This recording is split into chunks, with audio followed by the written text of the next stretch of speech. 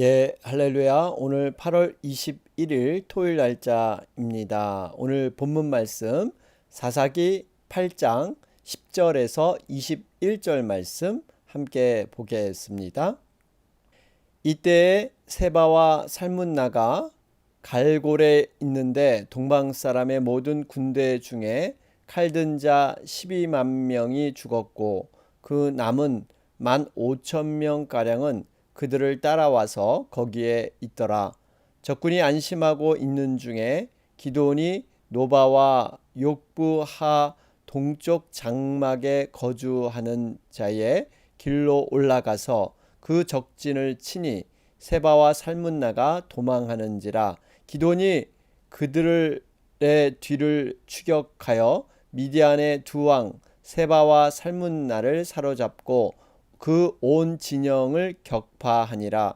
요아스의 아들 기드온이 헤레스 비탈 전장에서 돌아오다가 숫곳 사람 중 한 소년을 잡아 그를 신문하매 그가 숫곳의 방백들과 장로들 77명을 그에게 적어 준지라. 기드온이 숫곳 사람들에게 이르러 말하되 너희가 전에 나를 희롱하여 이르기를 세바와 살문나의 손이 지금 내 손안에 있다는 거냐?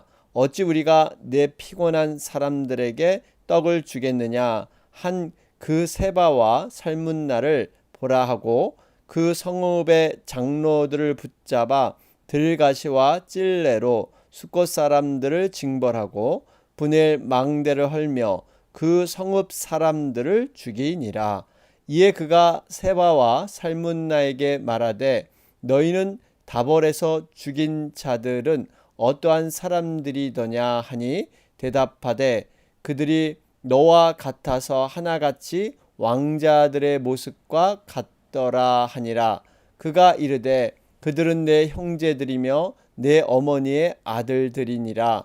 여호와께서 살아 계심을 두고 맹세하노니 너희가 만일 그들을 살렸더라면 나도 너희를 죽이지 아니하였으리라 하고 그의 맏아들 여델에게 이르되 일어나 그들을 죽이라 하였으나 그 소년이 그의 칼을 빼지 못하였으니 이는 아직 어려서 두려워함이었더라. 세바와 살문나가 이르되 내가 일어나 우리를 치라. 사람이 어떠하면 그의 힘도 그러하니라 하니 기드온이 일어나 세바와 살문나를 죽이고 그들의 낙타 목에 있던 초승달 장식들을 떼어서 가지니라. 아멘. 사사기 8장 말씀을 보면요, 기드온에 대한 두 가지 관점을 생각해 볼 수가 있습니다. 하나는 기드온이 이 숫곳과 브니엘 사람들을 징벌한 것과 또 하나는 세바와 살문나를 끝까지 추격해서 잡아 죽이는 장면. 여러분, 이것을 보면 어떻게 보면 믿음의 의로운 행동으로 볼 수가 있습니다.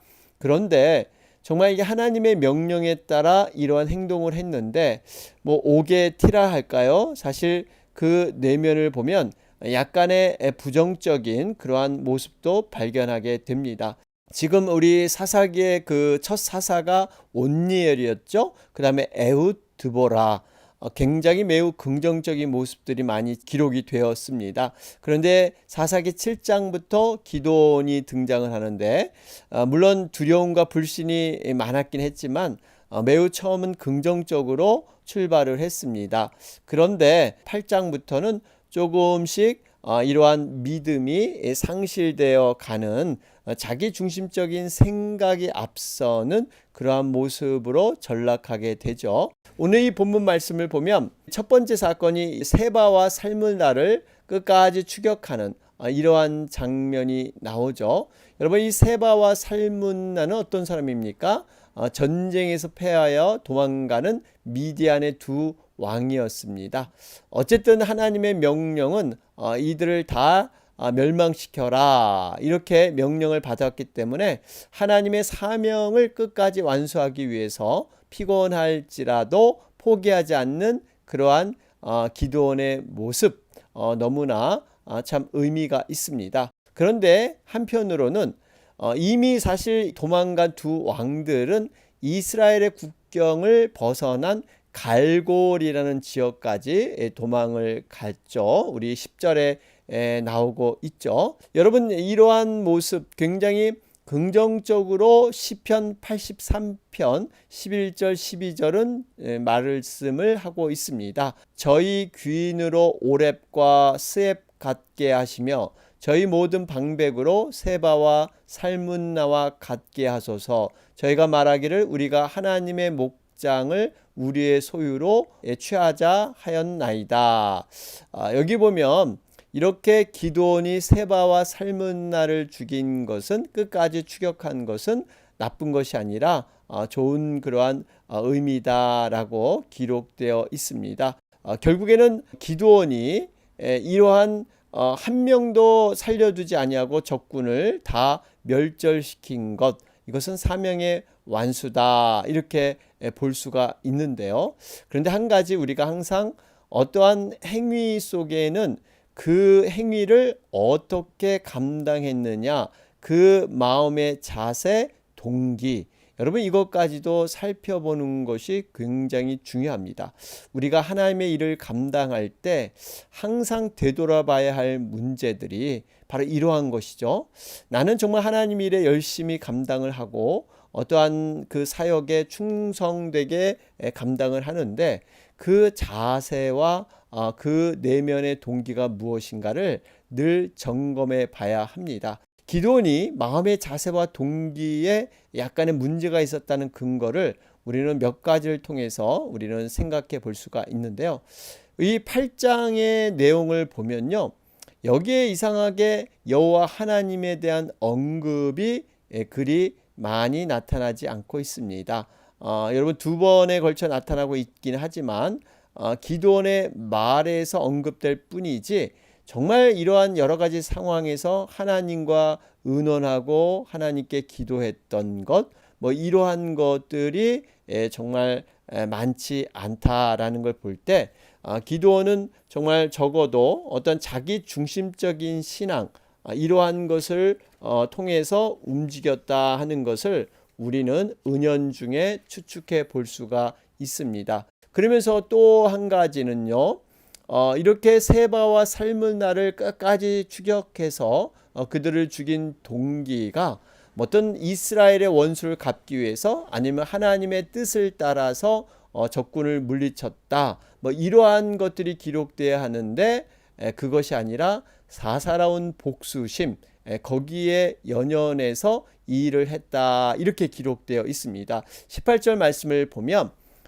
여기에 세바와 살문나에게 말을 하죠. 너희가 다볼에서 죽인 자들은 어떤 사람들이더냐? 그랬더니 이들이 말하기를 그들이 너와 같아서 하나같이 왕자들의 모습과 같더라, 그러죠. 이런 얘기를 해요. 그러니까 19절에 기드온이 말하기를 너희들이 죽인 사람이 바로 내 형제다, 우리 어머니의 아들들이다. 그러면서 내가 하나님을 두고 맹세하는데, 만약에 너희가 이렇게 나의 형제들을 죽이지 않았다면 나도 너를 죽이지 않았을 텐데 죽였기 때문에 내가 그 복수를 갚아야 된다, 이렇게 지금 기록되어 있습니다. 여러분, 이 내용의 모습을 보면 정말 기드온은 정말 하나님 기준에서 이러한 일을 처리한 것이 아니라 자기 개인의 사사로운 그러한 감정과 관계 때문에, 그 복수심 때문에 이 일을 행하고 있다는 것입니다. 여러분, 이것은 바람직한 그러한 모습이 아니다 하는 것을 우리는 확인해 볼 수가 있습니다. 그러면서 또 한 가지, 기드온이 점점 신앙이 약화되고 있다는 것의 그러한 증거는 이 기드온이 스스로 왕인 것처럼 그렇게 행동하는 모습이 나타난다는 것입니다. 첫 번째로 여러분, 그 숫곳과 분이엘 사람들에게 도움을 요청했잖아요. 근데 그들이 냉정하게 거절을 했는데, 여러분, 그 기드온이 돌아와서 그 거절한 행동에 대한 보복을 했습니다. 그런데 사실 이번 숫곳과 분이엘 사람들이 하나님의 귀한 일에 협조하지 않은 것, 물론 숫곳과 분이엘 사람들 당연히 하나님으로부터 책망받아야 될 그러한 믿음 없는 그러한 모습이죠. 무관심했던 숫곳과 분이엘 사람, 그들은 당연히 하나님 앞에 책망받아야 될 존재들입니다. 그럼에도 불구하고 사실 이 기드온이 이것을 이렇게 자기의 개인적인 어떠한 생각에서 그들을 처리할 수 있느냐? 그렇지는 않았습니다. 왜냐하면 당시는 사사 시대였죠. 사사는 왕이 아니기 때문에 여러분 이 기드온의 말에 정말 절대적으로 따르느냐? 따르지 않아도 될 수 있는 이러한 상황이었다라는 것을 염두에 볼 때 여러분 이것이 꼭 기드온이 개인적으로 징벌해야 될 그러한 요소였느냐? 그렇지 않다 하는 것을 학자들은 얘기를 하고 있습니다. 여러분 사실 이 기드온이 에브라임에 대해서는 굉장히 처리를 잘 했죠. 이 에브라임이 그러한 정말 이 시기하고 질투했을 때 자기 동족과 싸움하지 아니하고 그들을 정말 말로써 잘 진정시키고 화평하게 지낸 것. 그러나 숫곳과 분이엘 사람은 굉장히 잔인하게 다 멸절시키는 모습, 복수하는 모습. 여러분 참 기드온의 정말 이러한 좋은 점과 부족한 점, 이런 모습들을 우리는 생각해 볼 수가 있습니다. 여러분 이러한 모습들이 나중에 보면 이 거절하게 된 이 원인이 숫곳과 분이엘 사람들은 지금 기드온에 대한 신뢰, 그러니까 300용사로 어떻게 13만 5천 명의 이 대군을 물리칠 수 있느냐, 이러한 두려움이 그들에게 있었죠. 그렇기 때문에 정말 기드온을 내가 못 도와주겠다 하는 것을 얘기하고 있는데, 여러분 이러한 상황에서 사실은 이 하나님을 왕으로 모시고 모든 지파가 누구누구의 다스림을 받지 않고 있는 그러한 사사시대, 어떻게 보면 그 당시 자유로운 양심에 따라서 자원하여 헌신하고 서로를 섬기는 이스라엘의 연합하는 그러한 관계, 그러한 관계에서 사실 이 모든 것들을 기드온은 하나님께 맡기고 또 하나님의 그 지시함을 따라서 하나님의 허락을 받고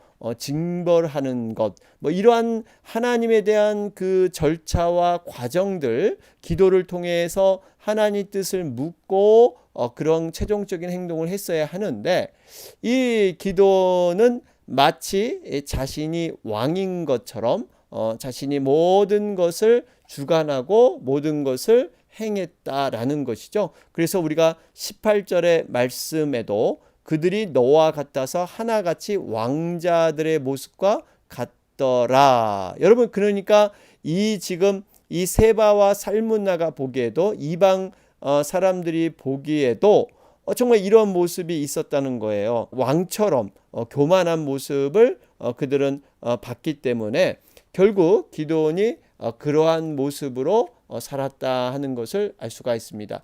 여러분 중요한 것은 숫곳 사람들과 분이엘 사람들 명백히 잘못한 건 맞습니다. 그런데 이것은 하나님이 친히 책망하시고 그들의 죄를 징벌하시는데 물론 기드온을 사용할 수가 있죠. 그런데 정말 이 기드온은 하나님과의 관계에서 기도하거나 하나님께 한 번이라도 묻고 이러한 일을 처리한 것이 아니라 정말 자기의 임의대로 자신의 어떠한 중심으로 이 모든 일을 처리했다라는 것. 여러분 여기서부터 기드온이 조금씩 믿음이 무너져 가고 있다라는 것 우리가 볼 수가 있습니다. 이러한 모습을 토요일 지금 본문은 아니지만 8장 22절에 보면요, 이런 내용이 나옵니다. 이 주변의 사람들이 기드온을 이렇게 왕처럼 떠받드는 모습이 이렇게 나오죠. 우리 22절에 가보면 이스라엘 사람들이 기드온에게 당신이 우리를 미디안 손에서 구원했으니까 당신과 당신의 아들과 당신의 손자가 우리를 다스리소서. 그러니까 왕으로 삼겠다는 거예요. 우리 왕으로 삼을 테니까 우리를 다스려. 그럴 때 기드온이 참 진짜 믿음 있는 얘기를 하죠. 23절에 보면 기드온이 그들에게 이르되 내가 너희를 다스리지 아니하겠고 나의 아들도 너희를 다스리지 아니할 것이요 여호와께서 너희를 다스리라 하니라. 여러분 정확히 이 기드온은 알고 있었습니다. 그러니까 하나님이 왕이시지 내가 왕이 될 수 없다. 나는 단지 하나님의 종과 같은 사사일 뿐이다. 이렇게 얘기한 거죠. 그런데 이렇게 정말 고백은 잘했습니다. 신앙적인 고백은 잘했는데 실제적으로 행동에서 그가 이러한 고백대로 따르지 못하고 다르게 했기 때문에 그의 삶이 무너지는 것을 우리는 볼 수가 있습니다. 그가 어떠한 실수를 하게 됩니까? 24절에 보니까 이제 여기에 이제 금골이나 여러 가지 것들을 이렇게 취해서 무엇을 만들려고 하냐면요. 하나님께 묻기 위해서 에봇이라는 거, 여러분 제사장이 취하는 그러한 옷이죠. 여러분 이 에봇에는 두 개의 돌이 들어있죠. 우림과 둠밈. 이것을 흉배에 달아서 제사장이 옷을 입고 하나님의 뜻을 묻는 이러한 사역을 하게 되는데, 이게 하나님이 왕이시기 때문에 그 하나님께 무엇이든지 묻고 자기가 이제 행하겠다고 하는 그 뜻은 굉장히 좋았는데, 문제는 이 에봇을 만들어서 자기 집에 두게 되죠. 그래서 자기 집이 마치 왕처럼 하나님께 그 뜻을 이행하고 하나님의 뜻을 자신이 이렇게 전달하는 이러한 어떠한 절대성을 두는 이러한 일 때문에 결국 어려움을 당하게 됩니다. 여러분 이 의미는 겉으로는 굉장히 좋은 것 같지만 그 내용에는 여전히 자기 중심성 이것이 남아 있다라는 것을 우리는 알 수가 있죠. 여러분 결국 이 세바와 살문나의 입술을 통해서 너와 같아서 모두 왕자 같더라. 여러분 이것이 그냥 한 말이 아니라 굉장히 의미 있는 얘기를 던지고 있는 것입니다. 기드온이 왕처럼 그렇게 행사하고 있었다 하는 것을 볼 수가 있습니다. 자, 그러면서 여러분 또 한 가지, 이 세바와 살문나를 죽일 때 기드온이 어떻게 처리하는 것을 여러분 한번 보시기 바랍니다. 20절 말씀을 보시면 맏아들 여델에게 이르되 일어나 그들을 죽이라. 그랬더니 그 소년이 두려워서 이렇게 이 일을 행하지 못하죠.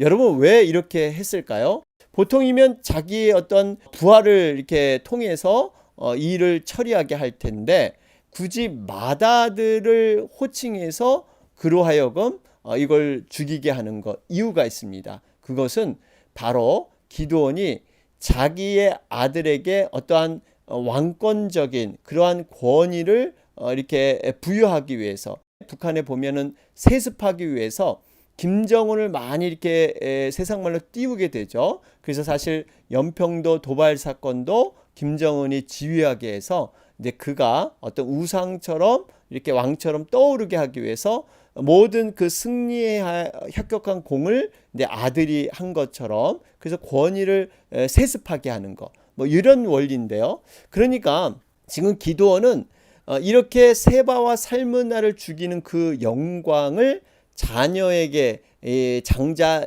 여델에게 양보함으로써 정말 모든 권위를 바로 이 아들에게 이어주려고 했던 이러한 계획들이 이 속에 있었습니다.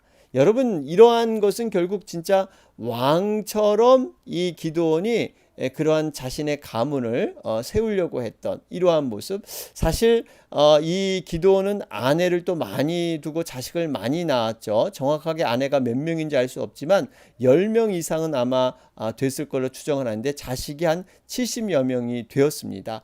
여러분 이러한 모습은 그 당시 왕들에게서나 볼 수 있는 모습이었습니다. 그리고 세겜에도 그렇게 첩이 있었죠. 그 아들의 이름이 아비멜렉이었어요. 아비멜렉이란 뜻은 내 아버지는 왕이다, 이런 뜻이에요. 그러니까 기드온이 정말 이렇게 이름을 지었을 텐데 이것은 내가 곧 왕이다. 내가 정말 이스라엘의 왕과 같은, 여러분 입에서는 여호와가 왕이다 이런 고백을 하는데 삶에서는 전혀 모순된 삶을 살았던 자가 기드온입니다. 그래놓고 자신이 왕처럼 그렇게 살았던 이 부정적인 모습, 여러분 이 모습이 아비멜렉 바락이 기드온에 이어서 왕이 되려고 했던 이러한 모습으로 증명이 되고 있습니다. 여러분 오늘 이 말씀 보면서 우리가 한 세 가지 정도 교훈을 생각하게 되는데요. 첫 번째로는요, 기드온을 통해서 깨닫는 것은 인간은 근본 한계를 지닌 이러한 연약한 존재다 하는 것을 볼 수가 있습니다. 여러분 기드온이 처음엔 참 믿음으로 하나님의 일을 잘 감당하고 정말 사사로서 정말 좋은 그러한 본을 보여주었는데, 여러분 그 명암이 있었죠. 밝음이 있었지만 어두운 부분도 있다는 것입니다. 여러분 우리가 참 이러한 인간의 한계, 여러분 누구나 기드온처럼 출발은 좋았는데요, 끝이 이렇게 별로 아름답지 못하는 그러한 모습으로 끝날 수 있습니다. 그렇기 때문에 우리 한계를 늘 인정하고 우리가 하나님 앞에 겸손히 서는 것, 여러분 그것만이 우리가 살 길이다라는 것을 우리가 다시 한번 보게 됩니다. 두 번째의 교훈을 좀 우리가 생각해 보면 숫꽃과 브니엘 사람들의 모습입니다. 분명히 기드온을 통해서 놀라운 구원의 은혜를 받았음에도 불구하고 그저 나만 잘 되면 된다, 또 이렇게 어떠한 그 믿음과 영적인 그러한 분별력을 기준으로 살아가는 것이 아니라 그때의 상황에 의해서, 그때 이제 기드온이 전혀 300명으로 감히 13명 5천 명과 싸워서 이길까? 또 이로 인해서 미디안의 보복을 당하지 않을까? 이렇기 때문에 도와달라고 했을 때, 먹을 것을 달라고 했을 때 주저주저 하다가 결국에는 이렇게 심판받는 이 숫꽃과 브니엘 사람들의 모습, 여러분 이러한 모습이 우리에게 주는 교훈은 무엇입니까? 정말 하나님의 나라와 의에 대한 관심을 더 갖고 우선순위를 갖고 행해나는 겁니다. 숫꽃과 브니엘 사람은 마치 이 땅에서 자기만 잘 먹고 정말 이 자기의 삶에 바쁜 사람들, 전혀 하나님의 나라와 의, 이 영혼들에 대한 관심, 이런 것이 별로 없었던 것이죠. 여러분 분명히 교회는 우리 주님을 머리로 하는 신령한 몸입니다. 그래서 우리 교회의 지체들이 각자의 하나님이 주신 은사를 가지고 헌신하며 이 교회를 돌보는 것, 믿음으로 아는 것이 하나 되어서 마음이 하나 되어서 교회를 장성한 분량까지 세워가는 것, 여러분 이러한 과정이 우리의 신앙을 업그레이드 시키고 우리를 더욱더 하나님 앞에 믿음으로 성장케 하는 것이죠. 그렇기 때문에 우리가 교회 안에 정말 진정한 사랑과 애정이 있어야 됩니다. 그것은 교회 자체 이름이나 교회 건물이나 이것이 아니라 교회 구성원 한 사람 한 사람에 대한 사랑과 관심. 여러분 우리 정말 교회 가운데 소외된 영혼들, 또 이렇게 어려움을 당한 영혼들, 여러 그 영혼들에 대한 관심, 여러분 이것이 곧 교회에 대한 관심인 줄로 믿습니다. 마지막 세 번째로는요, 이제 한 가지 더 생각을 해보는데, 이렇게 지금 이 기드온의 후반기의 삶을 보면 분명히 왕으로서 주변에 세우려고 했잖아요. 여러분 그런데 그것을 정말 단호히 잘 거절을 했습니다. 하나님이 진짜 왕이시고 우리는 왕이 될 수 없다. 그런데 실상 삶은 그렇지 않았다는 거예요.